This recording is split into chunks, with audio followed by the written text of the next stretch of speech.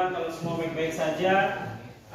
Saya juga berharap bahwa di masa pandemi ini kalian tetap memperhatikan protokol kesehatan sehingga kesehatan kalian tetap terjaga dan kalian mengikuti proses pembelajaran dengan baik. Ya, hari ini kita akan melanjutkan pembelajaran kita, pembelajaran matematika.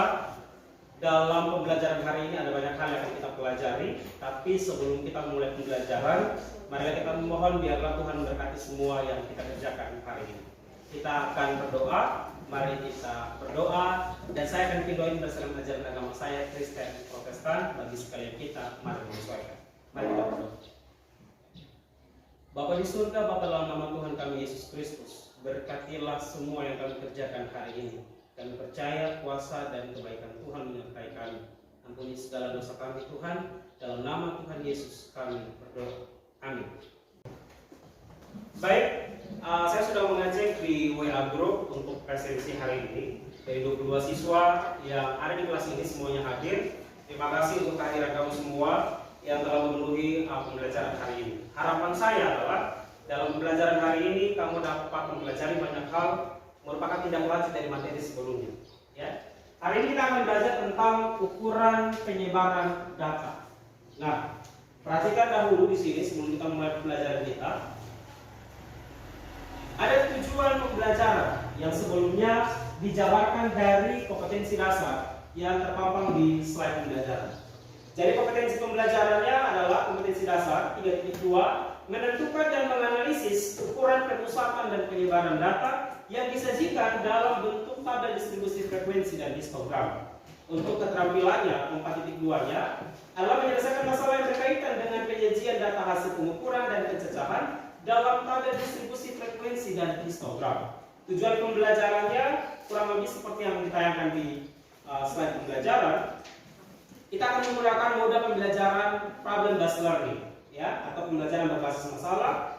Dan melalui pembelajaran ini harapannya adalah kamu semua mampu untuk mengidentifikasi fakta yang terdapat dalam ukuran penyebaran data, menentukan ukuran penyebaran data, menganalisis ukurannya, dan juga menyelesaikan masalah yang berkaitan dengan penyajian data, khususnya ukuran penyebaran data.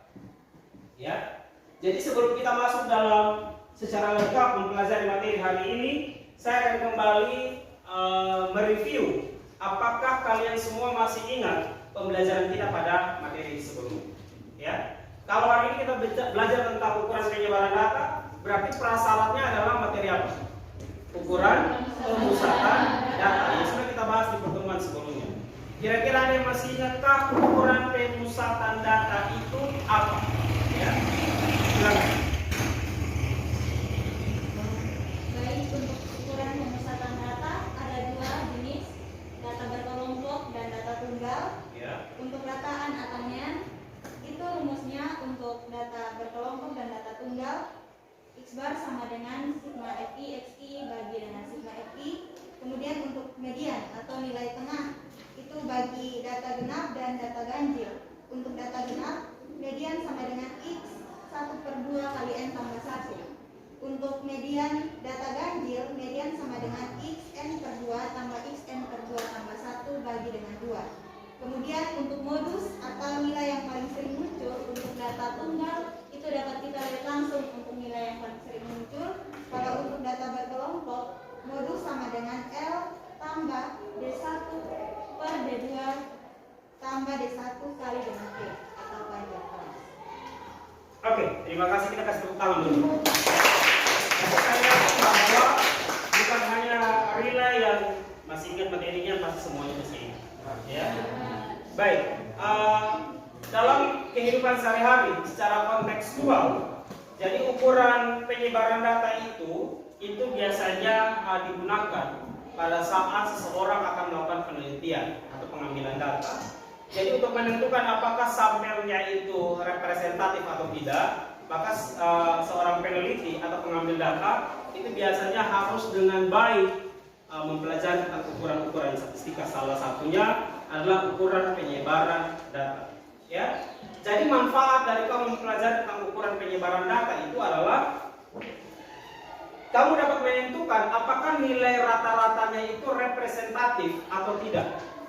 Ya, di ukuran penyebaran data sebentar kita akan lihat secara detail Itu ada tentang simpangan baku, simpangan rata-rata, jangkauan, simpangan kuartil, ya, jangkauan antar kuartil, semuanya akan kita pelajari dan itu semua membantu kita untuk menentukan apakah nilai rata-ratanya itu sudah representatif atau belum. Ya, ini juga dapat memastikan apakah data yang kita ambil itu cukup menggambarkan populasi atau data yang jauh lebih besar. Ya, itu aplikasinya. Ya, jadi mudah-mudahan setelah mempelajari ukuran penyebaran data, kamu semua juga termotivasi untuk ketika suatu saat melakukan penelitian, gunakanlah teknik-teknik dan juga cara mengambil data pada ukuran-ukuran statistik. Baik, saya juga sudah share di WA Group, itu ada video pembelajaran. Video itu boleh kamu nonton setelah pembelajaran ini. Tapi saya yakin beberapa waktu kamu sudah juga mengamati video pembelajaran yang di dalamnya adalah referensi untuk pembelajaran hari ini. Ya, apakah ada yang sudah menonton video pembelajaran yang saya share? Sudah. Oke.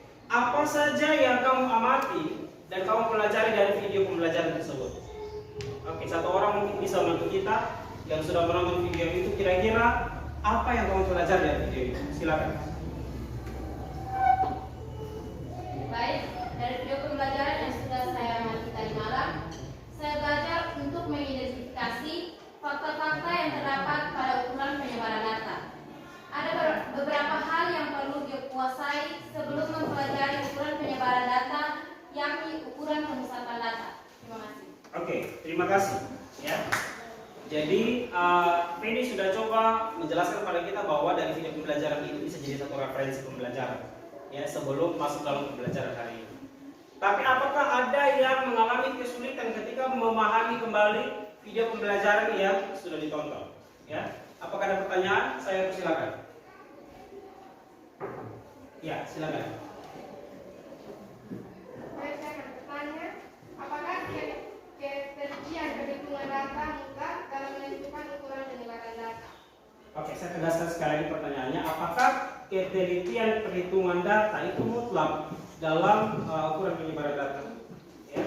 Penting, seberapa penting sih ukuran penyebaran data itu dalam pengolahan data itu harus sedetail mungkin, seteliti mungkin. Ya. Oke, silakan. Siapa yang bisa jawab sebelum saya menjawab? Oke, silakan. Baik, menurut saya sangat perlu dan mutlak karena ketika kita mempelajari tentang ukuran pemusatan data atau statistik itu berbicara tentang ketelitian atau fakta. Jadi untuk mengetahui suatu kebenaran, misalnya kita ingin menghitung sebuah ukuran atau kita menghitung sebuah jangkauan, maka harus dengan data yang tepat sehingga memperoleh fakta yang benar. Oke, terima kasih sekali lagi ya. Jadi kurang lebihnya seperti itu. Jadi ketelitian perhitungan, kenapa? Karena saya tambahkan sedikit. Karena statistiknya itu perhitungannya itu berkaitan, ya, saling berhubungan satu dengan yang lain. Jadi untuk menyelesaikan simpangan rata-rata misalkan, kita harus mencari dulu rata-rata. Jadi kalau rata-rata kita salah, mean kita hitungan salah, berarti akan berdampak ke simpangan rata-rata pasti salah juga. Ya. Dan kesalahan data itu berdampak pada satu hal penting, yaitu penarikan kesimpulan. Ya. Kamu belum terlalu tahu dampaknya, tapi suatu saat misalkan kamu akan penelitian di rumah sakit, misalkan rumah sakit Nebona, ya, kemudian kamu mau meneliti di situ apakah kualitas layanan kesehatannya cukup bagus atau tidak. Setelah kamu ambil datanya dari pasien, kamu ambil datanya dari tenaga medis, ya, atau semua kepegawaian di situ, terus kamu adakan penelitian, kamu olah datanya, kamu bikin kesimpulannya dari data yang kamu peroleh, ya. Dan ternyata hasil kesimpulannya ternyata tidak sesuai, gitu. Kamu menyatakan bahwa hasil pengolahan data saya menyatakan bahwa layanan rumah sakit Nebona tidak memuaskan. Ya, dasarnya apa? Dasarnya data kamu tadi. Kemudian orang bisa komplain kamu ketika mereka mengatakan bahwa layanan kami sudah bagus. Berarti kesalahannya di mana? Kesalahan ada di perhitungan kita. Ya, jadi itu harus berhati-hati. Statistika berdampak sampai dengan penarikan kesimpulan. Oke, terima kasih. Ada pertanyaan kedua, saya silakan. Saya akan bertanya, apakah aplikasi dari konsep ukuran penyebaran data? Oke, aplikasi penerapan dari ukuran penyebaran data. Ya, silakan. Sebelum saya menjawab, ada yang menjawab? Silakan. Ya, Jadi ketika kita ingin melakukan penelitian yang berkaitan dengan statistika, kita tidak perlu mengambil keseluruhan datanya. Kita cukup mengambil sebagian datanya saja atau yang disebut dengan sampel. Dan hasil dari penelitian itu sudah mewakili atau merepresentasi dari keseluruhan data yang kita ambil. Oke, terima kasih ya. Itu aplikasinya atau penerapannya. Kurang lebih seperti itu. Selanjutnya kita akan bersama-sama melihat pembelajaran kita. Saya akan melanjutkan secara detail tentang ukuran penyebaran data. Seperti apa? Mari kita saksikan pada tayangan slide pembelajaran berikut ini.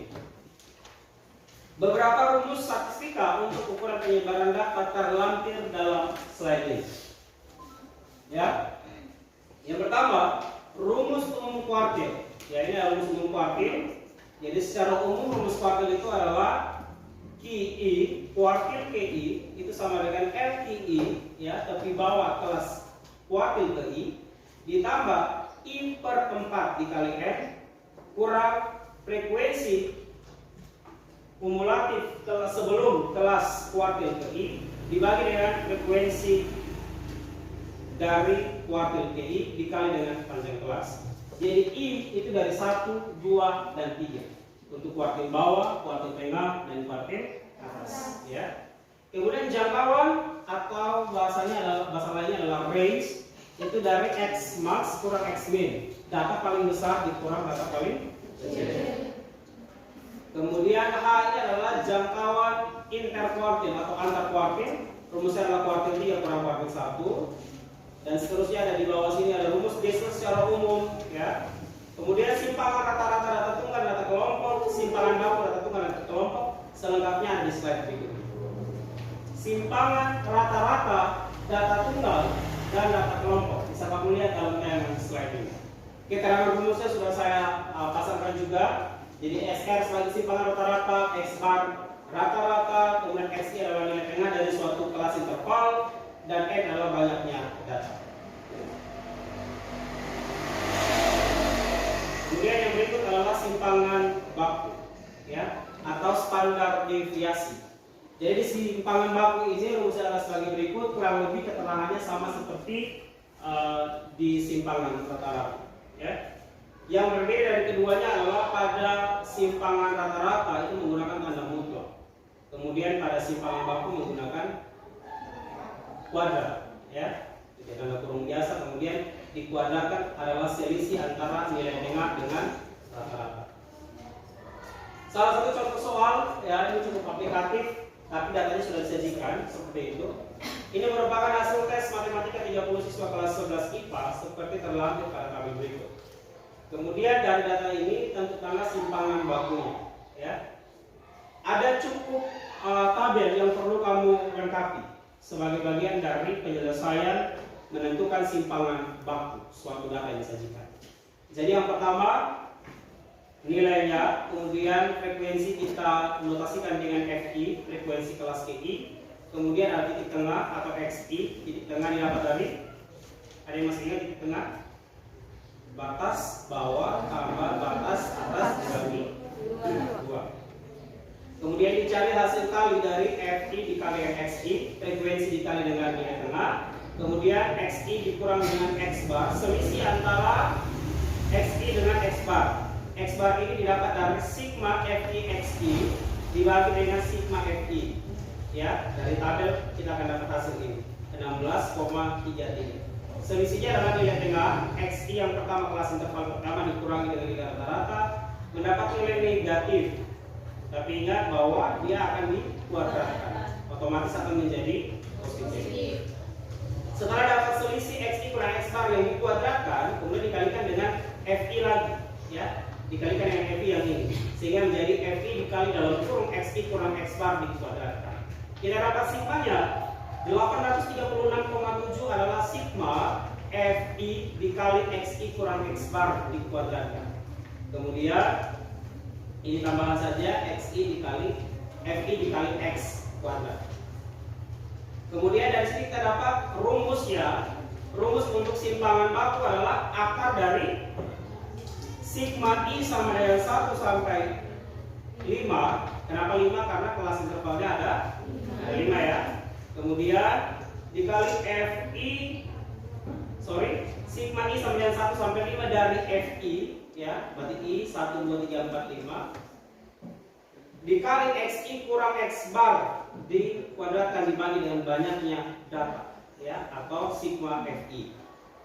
Maka didapat 836,7 dibagi 30 diakarkan mendapatkan nilai 5,28.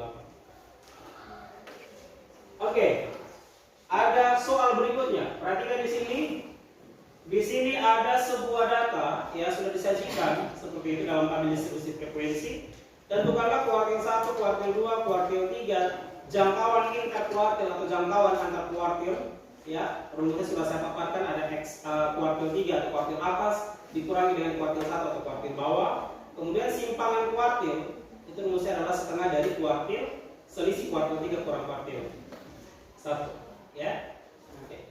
Dengan menggunakan rumus tadi, ya, ini saya sudah tentukan kelasnya, ya, ada kelas interval kuartil bawah, kelas interval kuartil tengah, dan kelas interval kuartil atas, ya. Cara menentukan kelasnya adalah dari rumus tadi. Saya coba tanda di sini. Ini ada 1/4 n. Kenapa 1/4 n? Kan tadi rumusnya adalah pi per 4 n. I-nya dari 1, 2, 3. Berarti kalau kuartil 1 berarti I-nya sama dengan 1. Sehingga sini rumusnya 1/4 n. Dari 1/4 n kita akan dapat kelas intervalnya adalah dari 66 sampai 72 sebagai kelas interval kuartil bawah.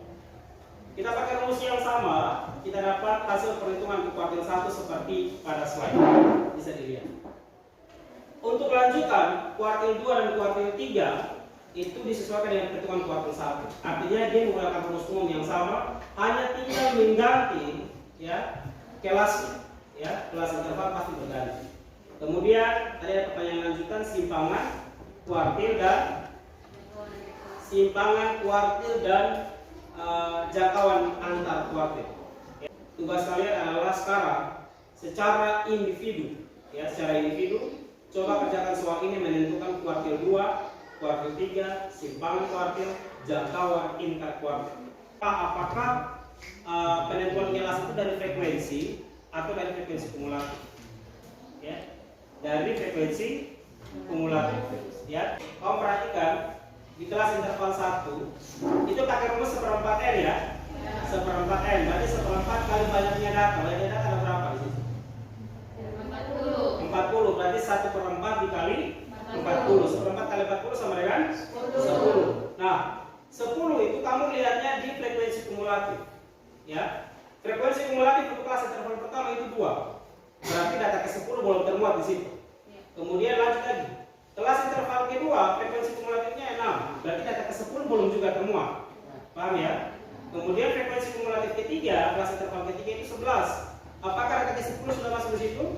Sudah. Kalau dia sudah masuk di situ, maka ditentukan sebagai kelas interval. Oke. Dari hasil penyelidikan individu, ya, soal ini sebenarnya tidak terlalu sulit, ya. Artinya dari soal ini saja kamu sudah tahu bahwa ternyata untuk menyelesaikan suatu permasalahan ukuran statistika itu saling berhubungan satu sama lain. Untuk menentukan simpangan kuartil berarti harus tentukan kuartil 3 dan kuartil 1. Artinya punya kaitan satu sama lain.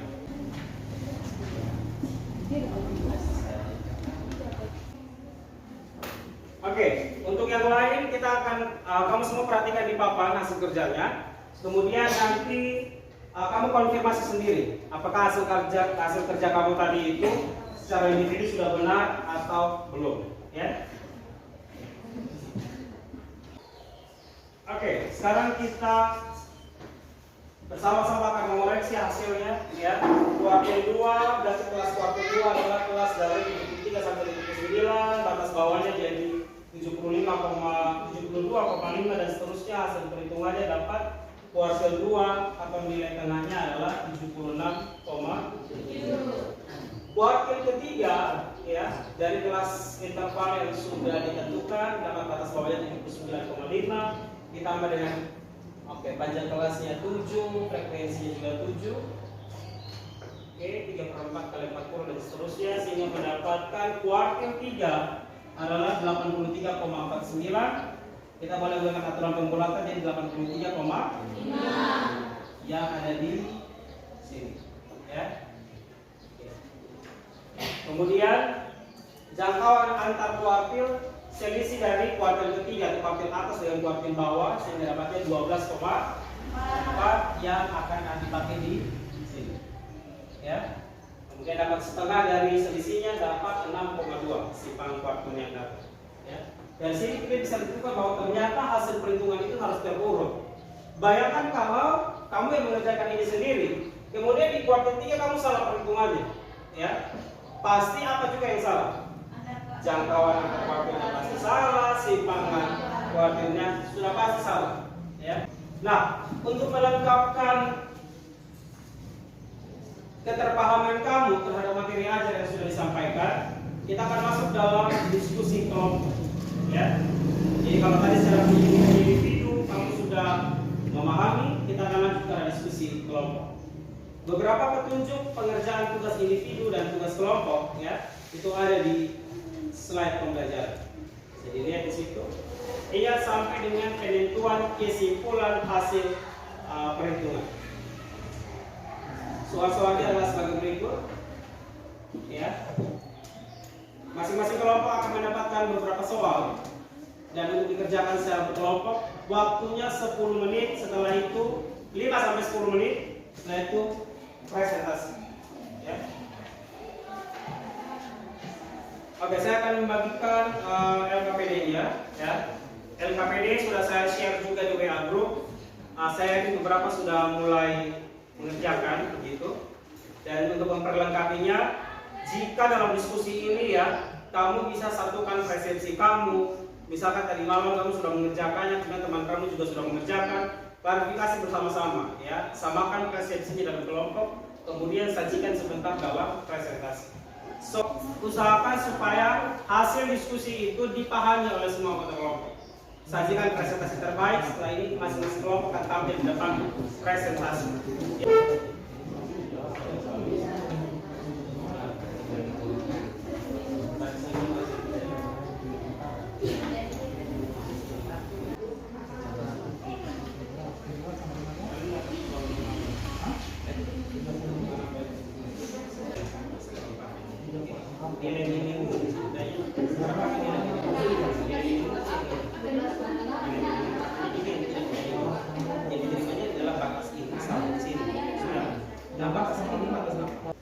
Baik, kita akan mulai dengan presentasi untuk kelompok 1. Hasil diskusi mereka sudah mereka persiapkan. Mereka akan menjelaskan secara detail bagaimana penyelesaian dari soal yang sudah saya sampaikan lewat LKPD. Kelompok lain silakan menyimak hasil diskusi ini. Ada pertanyaan, masukan, silakan diberikan setelah selesai presentasi. Selengkapnya mari kita saksikan presentasi kelompok 1. Silakan. Baik, selamat pagi. Kami dari kelompok 1 akan mempresentasikan hasil diskusi kami. Untuk itu, let's follow the action. Dari suara kami dapatkan, sini kami sudah mendapatkan hasilnya disajikan dalam tabel dan cara pengerjaannya dengan bentuknya sudah berada dalam papan ini dan selengkapnya ternyata yang akan berada di dalam slide. Pada tabel data berat badan 50 siswa SMA Negeri 1 PBU untuk XT atau nilai tengah dari 47 sampai 49 dari 48, 50 sampai 52 dari 51 dan seterusnya. Kemudian FT sudah diketahui pada soal dan jumlahnya 50. Lalu XT dikali FT 48 kali 10 pada 80 dan seterusnya, jumlahnya 2658. Selanjutnya teman saya akan menjelaskan. Baik, hasil dari XT dikurangi X bar adalah seperti hasil dari XT yaitu 48 dikurangi hasil X bar, hasilnya adalah 53,46. Hasilnya yaitu 5,46. Di sini diketahui X bar sama dengan 53,46.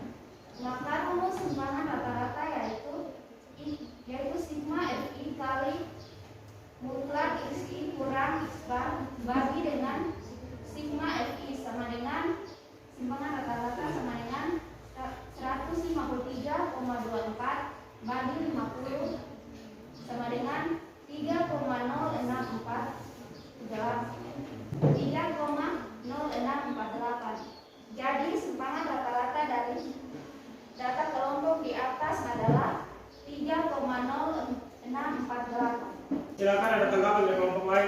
silakan. Oke, silakan. Perhatikan baik-baik pertanyaannya ya. Terima kasih untuk kesempatan yang diberikan kepada saya. Saya akan memberikan pertanyaan. Pertanyaannya, apa tujuan dari perhitungan simpangan rata-rata? Terima kasih. Kenapa kita harus mempelajari ukuran penyebaran data? Salah satunya adalah simpangan rata-rata. Saya akan menjawab pertanyaan dari Melani. Tujuan tersebut adalah ukuran tersebut menyatakan seberapa besar penyebaran tiap nilai data terhadap nilainya atau rata-rata. Baik, terima kasih atas perhatian. Kami ucapkan terima kasih banyak. Oke, kita kasih tepuk tangan untuk kelompok 1. Baik, kita akan masuk dalam presentasi hasil diskusi kelompok 2. Silakan moderator akan memulai. Kita semua akan memperhatikan hasil diskusi. Ya, silakan. Baik, selamat pagi Pak Guru dan teman-teman. Selamat pagi. Terima kasih atas waktu yang diberikan kepada kami kelompok 2. Saya akan mempersilakan teman saya untuk membacakan hasil diskusinya. Terima kasih. Dengan soal yang telah kami dapat dan kami telah diskusikan, berikut hasil diskusi kami yang telah kami sajikan. Selanjutnya, teman saya akan menjelaskan. Baik teman-teman, kita akan mencari nilai X1 dikurang X bar dikuadratkan. Maka kita bisa melihat nilai X1 pada interval pertama yaitu 48 dikurangkan dengan X bar yang sudah diketahui di soal yaitu 53,46. Maka 48 dikurang 53,46 dikuadratkan hasilnya menjadi 29,81. Berikutnya perhitungannya interval kedua sampai interval terakhir perhitungannya sama seperti interval pertama dan kita akan mendapatkan jumlah yaitu 91,45. Selanjutnya saya akan mempersilakan teman saya untuk menjelaskan. Baik, setelah mendapatkan nilai XI kurang X bar dikuadratkan, kita harus mencari nilai FI dikali dengan XI dikurangi dengan X bar dikuadratkan. Di sini kita sudah mendapatkan nilai XI kurang X bar dikuadratkan, sehingga kita hanya perlu mengalihkan dengan nilai dari FI. Kita ambil contoh interval pertama yaitu nilai XI kurang X bar dikuadratkan yaitu 29,81.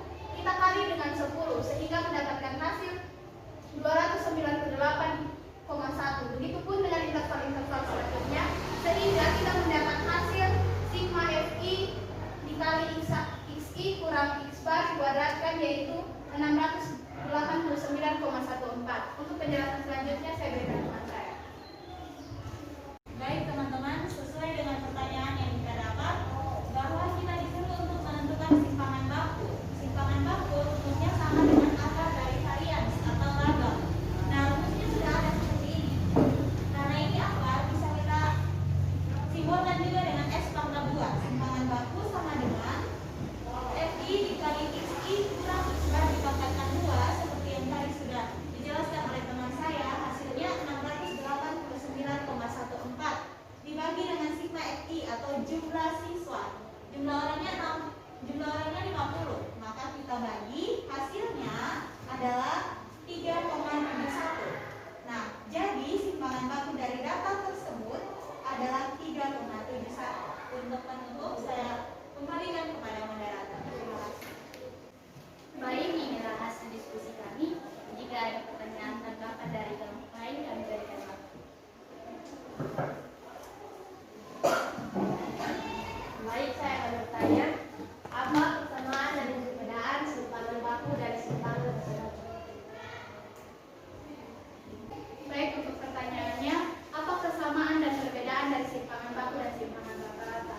Untuk kesamaannya, dari kedua perhitungan ini sama-sama menggunakan perhitungan dari nilai rata-rata atau mean. Untuk perbedaannya, untuk simpangan baku itu adalah nilai yang menggambarkan rata-rata jarak penyimpangan titik data yang diukur dari nilai rata-rata atau mean tersebut. Sedangkan simpangan rata-rata adalah ukuran yang menyatakan seberapa besar penyebaran tiap nilai data terhadap nilai rata-rata atau nilai mean. Itulah hasil jawaban kami. Terima kasih. Baik, terima kasih untuk hasil diskusinya. Ya, terima kasih juga untuk pertanyaannya menambahkan kita dalam refleksi. Silakan hasil diskusinya dapat ditutup. Kemudian kita akan lanjutkan pada kelompok selanjutnya. Baik, terima kasih atas perhatian dari teman-teman semua. Kami ucapkan terima kasih. Oke, kita kasih tepuk tangan untuk kelompok. Terima kasih. Baik, kita akan mulai dengan presentasi hasil diskusi kelompok 3. Mari semuanya menyaksikan hasil diskusi ini. Semoga ini juga akan menambah referensi belajar kamu ya berdasarkan hasil kerja kelompok mereka. Silakan disaksikan. Baik, terima kasih atas waktu dan kesempatan yang telah diberikan kepada kami kelompok 3 untuk mempresentasikan hasil diskusi kami. Baik, selanjutnya saya akan berikan kepada teman saya untuk menjelaskan. Inilah hasil diskusi kami yang kami sudah buat dalam bentuk tabel distribusi serta perhitungannya menggunakan rumus yang ada. Untuk penjelasan selengkapnya saya berikan kepada teman saya. Baik, nilai FI sudah diketahui di soal dan ditemukan nilai intinya adalah Baik, selanjutnya kita gunakan rumus I1 sama dengan TB tambah P dikali 1/4 dikali F dikurang frekuensi kumulatif dibagi dengan frekuensi. 49,5 yaitu tepi bawah ditambah dengan 10 yaitu panjang kelas dikali 20 hasil dari 1/4 dikali F dikurang dengan frekuensi kumulatif kelas atas yaitu 11 dibagi dengan frekuensi yaitu 10. 49,5 tambah 10 dikali 9/10 hasilnya 58,5. Selanjutnya saya akan memberikan kesempatan kepada teman saya untuk menjelaskan. Baik teman-teman, jadi di sini kami mengambil kesimpulan bahwa nilai minimum yang dapat diterima adalah 58,5. Selanjutnya, apakah ada pertanyaan, tanggapan atau saran dari kelompok lain? Kami berikan. Baik, kami dari kelompok 1 akan bertanya, kira-kira ada berapa orang yang akan menerima dalam pelajaran tersebut dan nilai minimumnya 58,5. Baik, teman saya akan menjawab. Baik, menurut kami kira-kira sekitar 69 orang. Kenapa kami menjawab itu? Karena di sini kami mendapat nilai minimumnya 58,5. 58,5 termasuk dalam interval ketiga. Kita jumlahkan interval ketiga sampai interval terakhir mendapatkan hasil 69. Kira-kira 69. Demikianlah hasil presentasi kami. Terima kasih. Oke, kita beri tepuk tangan untuk kelompok 3. Selamat pagi.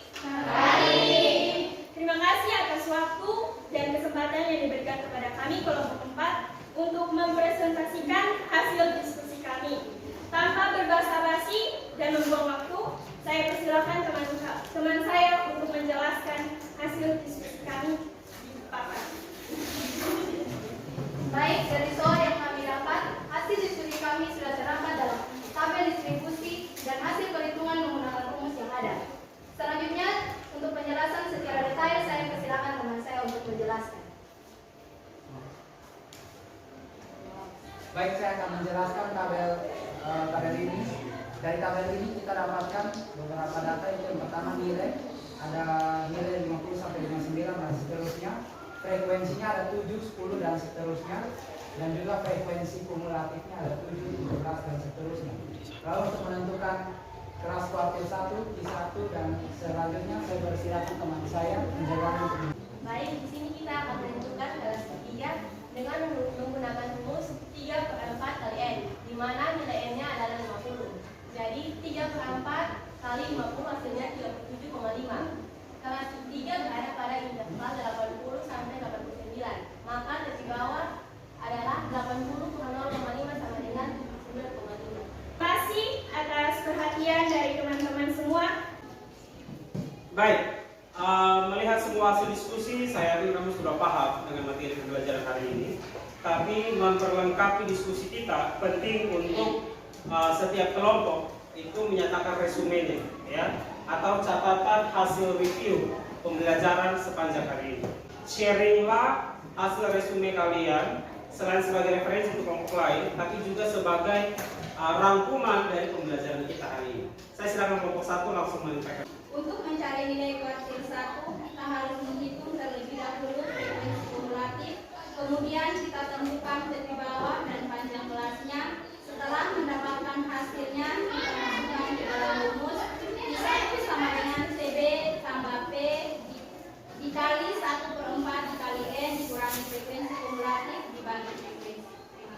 Oke, terima kasih. Dan selanjutnya kelompok terakhir akan menyampaikan resume. Silakan. Resume pada pembelajaran hari ini, untuk menentukan simpangan kuartil, kita perlu terlebih dahulu mencari frekuensi kumulatif dari data yang disajikan. Setelah itu kita menentukan Q1 dan Q3 dari data tersebut. Setelah kita mendapatkan nilai Q1 dan Q3, kita masukkan nilainya ke dalam rumus simpangan kuartil untuk mendapat hasil akhir. Oke, terima kasih. Kita beri tepuk tangan untuk kelompok pertama. Baik, untuk memperlengkapi pembelajaran kita pada hari ini, ya, dari semua materi yang sudah kamu pelajari, penyelidikan secara individu, penyelidikan kelompok, juga pengerjaan LKPD, membuat resume, akan memperlengkapi semua itu, kita akan masuk dalam evaluasi. Ya, ada soal evaluasi yang sudah saya siapkan. Saya akan bagikan soal evaluasi ini tolong dikerjakan dengan baik sehingga dapat masuk dalam nilai penilaian harian. Ya, kemudian ingat ini dikerjakan secara individu. Masing-masing individu mempertanggungjawabkan apa yang sudah dipelajari, ya, dan akan dikumpulkan setelah pelajaran ini, ya. Baik, ini kira-kira soal evaluasinya.